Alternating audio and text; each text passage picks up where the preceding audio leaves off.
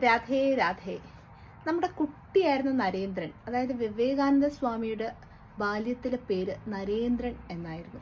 അപ്പോൾ അദ്ദേഹം ഒരു ബാലകനായിരുന്നപ്പോൾ കൂട്ടുകാരുമൊക്കെയായി പല പല കളികളിൽ ഏർപ്പെടുമായിരുന്നു. അപ്പോൾ അദ്ദേഹം അടുത്തുള്ള തൻ്റെ ഒരു കൂട്ടുകാരൻ്റെ വീട്ടിൽ പോയി അവിടെ മരത്തിൽ തൂങ്ങി ആടിക്കളിക്കുമായിരുന്നു. ഒരു വള്ളി പോലെ പടർന്നു നിൽക്കുന്ന ആ മരത്തിൽ അദ്ദേഹം തൻ്റെ കൂട്ടുകാരുമൊത്ത് വള്ളിയിൽ പടർന്ന് സാഹസികതയോടുകൂടി ഇങ്ങനെ ഊഞ്ഞാലാടുകയും വള്ളിയിൽ പടർന്ന് തൂങ്ങി ആടുകയും ഒക്കെ ചെയ്യുമായിരുന്നു. കണ്ടു നിൽക്കുന്നവർക്കൊക്കെ പേടിയാവുന്ന രീതിയിൽ. അപ്പോൾ ഒരു വൃദ്ധന്റെ കണ്ണിൽ ഇത് പെട്ടു. അപ്പോൾ അദ്ദേഹത്തിന് വല്ലാതെ പേടിയായി. ഈ കുട്ടികൾ ഇങ്ങനെ ചെയ്തിട്ട് വല്ലതും വരുത്തി വെക്കുമോ, അപകടം വല്ലതും ഉണ്ടാവുമോ എന്ന് പേടിച്ചിട്ട് ആ വൃദ്ധൻ ഈ കുട്ടികളെ എല്ലാം വിളിച്ചു. കുട്ടികളുടെയൊക്കെ നേതാവാണ് നമ്മുടെ വിവേകാനന്ദൻ, നമ്മുടെ നരേന്ദ്രൻ. എന്നിട്ട് അവരോട് ഇങ്ങനെ പറഞ്ഞു, ഈ മരത്തിൽ ഒരു ബ്രഹ്മരക്ഷസുണ്ട്. അതുകൊണ്ട് നിങ്ങൾ ഇനിയിപ്പോൾ ഇവിടെ കളിക്കരുത്. കാരണം നിങ്ങൾ ഇനിയും കളിച്ചു കഴിഞ്ഞാൽ, ഈ വള്ളിയിൽ തൂങ്ങി ആടിക്കഴിഞ്ഞാൽ ആ ബ്രഹ്മരക്ഷസ് നിങ്ങളുടെ കഴുത്ത് ഞെരിച്ച് നിങ്ങളെ കൊല്ലും എന്ന് പറഞ്ഞു. അപ്പോൾ ഇത് കേട്ടിട്ട് കുട്ടികൾക്കെല്ലാം വളരെ പേടിയായി. അതിനുശേഷം ഒരു കുട്ടിയും ആ മരത്തിൽ കളിക്കുന്നില്ല. എല്ലാവരും മാറി നിൽപ്പായി. നമ്മുടെ നരേന്ദ്രനുണ്ടോ ഇതൊക്കെ കേട്ടിട്ട് പേടിയാവുന്നു.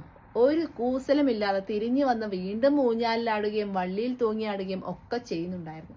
അപ്പൊ കൂട്ടുകാരെല്ലാം കൂടി നമ്മുടെ നരേന്ദ്രനോട് ചോദിക്കും, നീ ആ വൃദ്ധൻ പറഞ്ഞത് കേട്ടതല്ലേ? ആ ഒപ്പം പറഞ്ഞില്ലേ ഇവിടെ ഒരു ബ്രഹ്മരക്ഷസ് ഉണ്ടെന്ന്, അത് നിന്നെ പിടിച്ച് വിഴുങ്ങും, അതുകൊണ്ട് നീ ഇത് നിർത്തൂ എന്ന് കൂട്ടുകാര് നരേന്ദ്രനോട് പറയും. പക്ഷെ നരേന്ദ്രൻ കുലുങ്ങിയില്ല. അവൻ കൂസലില്ലാതെ ധൈര്യത്തോടുകൂടി ആത്മവിശ്വാസത്തോടുകൂടി പറയും, നിങ്ങളൊക്കെ മണ്ടന്മാരാണ്, നിങ്ങളെന്താ ഇങ്ങനെ ചിന്തിക്കുന്നത്?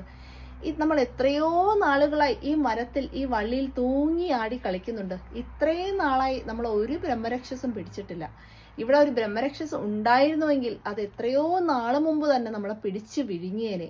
അപ്പോൾ ആ ചെറിയ പ്രായത്തിൽ ബാലകനായിരുന്നപ്പോൾ തന്നെ അത്രയും യുക്തിസഹജമായി ചിന്തിക്കാൻ ഒരു കുട്ടിയുടെ മനസ്സായിരുന്നിട്ട് പോലും അത്രയും യുക്തിസഹജമായി ഒരാൾ പറയുന്നത് നേരിട്ട് വിശ്വസിക്കാതെ സ്വന്തം ബുദ്ധി ഉപയോഗിച്ച് ആലോചനാശീലം ഉപയോഗിച്ച് യുക്തിസഹജമായി ചിന്തിക്കാൻ നരേന്ദ്രന് കഴിഞ്ഞിരുന്നു എന്നാണ് പറയുന്നത്. അത്രയും സാഹസികതയും ആത്മവിശ്വാസവും ധൈര്യവും ഒക്കെ കൂടപ്പിറപ്പുള്ള ആളായിരുന്നു സ്വാമി വിവേകാനന്ദൻ.